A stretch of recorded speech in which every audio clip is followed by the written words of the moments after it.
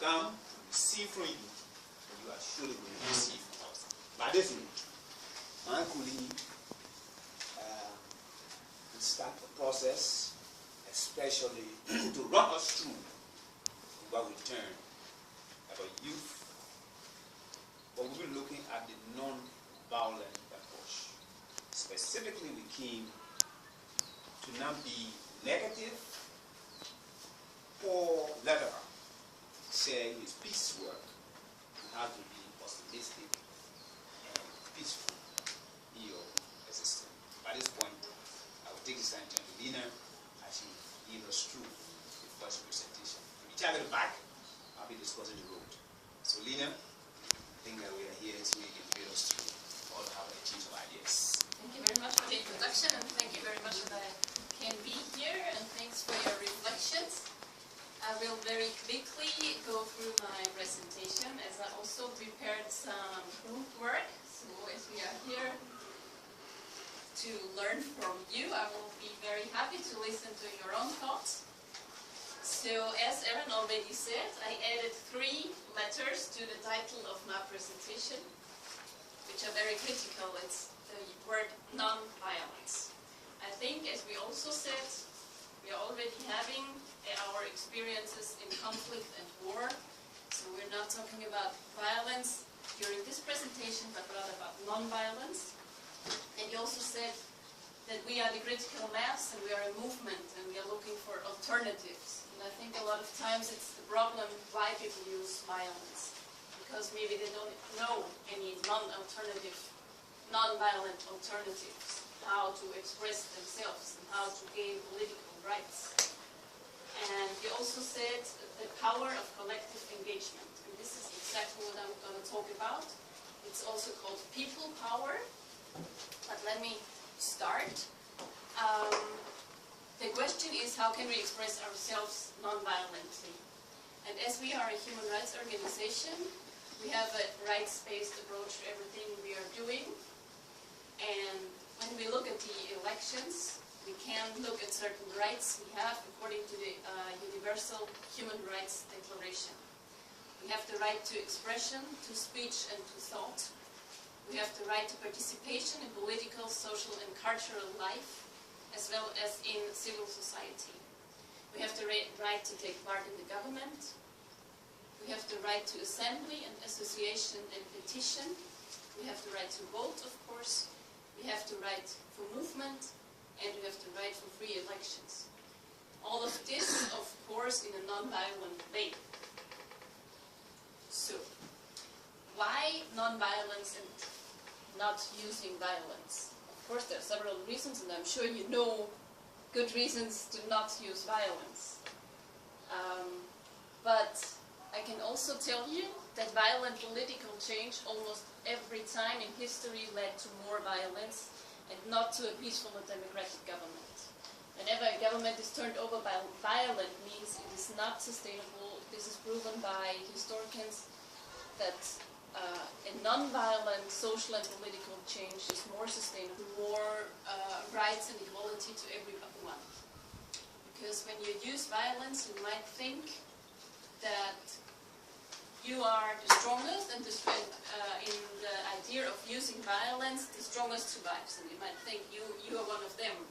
But you have to question yourself, are you really going to be among those who are the privileged and who are not themselves experience violence or inequality? So with non-violence, the positive thing is that everyone can use it. Children can use it, women can use it. You talked about people with disabilities. They can use non-violence, maybe they cannot use violence. Now, the principles of non-violence can be used by every single person. And it particularly empowers young people. Because all through the time it has been young people who changed the world non-violently to a more democratic solution. And these principles, we say that the father of the principles of non-violence is Gandhi. I'm sure you've heard about him. Although even before him, even in ancient times, the principle of non-violence existed, but he developed the idea. And he said, a successful bloody revolution can only mean further misery for the masses. This is what I've talked about all through history. When there was violence used in changing a political system, there's more violence coming. And other movements which were only using non-violent strategies are, for example, the women's suffrage movement, the right for women to vote in every country. It has been fought by non-violent means. It has also been seen several times to end European colonialism in Africa and Asia and South America. It has been used to gain civil rights and human rights all over the world, and several democratic governance movements. As I said, for example, Gandhi, but also in South Africa, the anti-apartheid movement. I'm sure you also know about it. The civil rights movement in the US, Martin Luther King. He also mainly fought with students and with youth to gain their political rights. Several movements in East Europe to fight the independence of the Soviet Union used only non-violent means.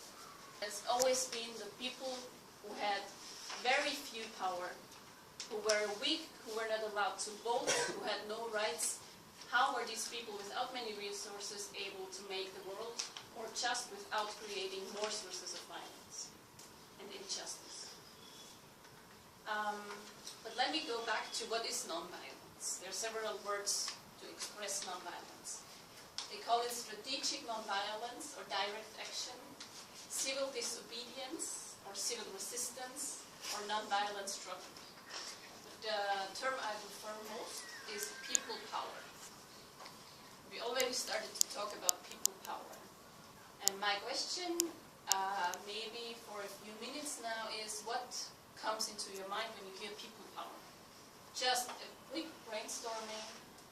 What is necessary, or what comes with people power, or what for you means people power?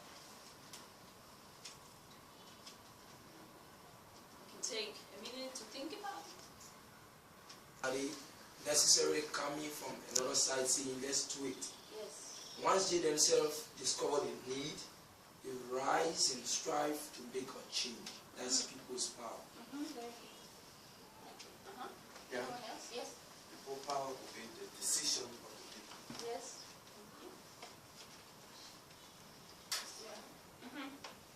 How can they write in their ability to do something? Yeah. Anyone else? Yes. People power will be the present of the people. Or bring? They are present in doing things. They get that power. Like in African, one person that are African, Yes. there are a group of people who are African. So the present of the citizen give the power to them to do what they want to do. Exactly. Yes. Yeah. People power can be referred to as a collective, non-violent movement. Yes. Yeah, I would say people power is that agreement that pull the people together. All right. Thank you very much. You already mentioned or described the whole idea of this people power concept. It's the rise of normal people, ordinary people. Everyone can do it. It's particularly farmers, students, women, youths, people with disabilities, people who are non-educated. You don't have to have a PhD or anything. It's people from all ranges of the society rising and, as you also said, fighting their rights and having the ability to express themselves and fight. And it's the decision by the people. And you also said it's about an agreement. This is very, very correct. And about collective movement. So you have to work in a group. You cannot do it alone. It's always about numbers. You always have to find allies who are working with you. And you have to have an agreement, a common vision, we call it, where you want to be. Otherwise, everyone is doing something and you're not reaching the point. And then it's very often what happens if you don't have a clear vision, that some people will use violence because they don't know where they are going to. You have to have a focused goal, and you all go together to that goal. And you will discuss that a little later. So there are several definitions of what power is, and I chose only 2 because there are 100 definitions of power.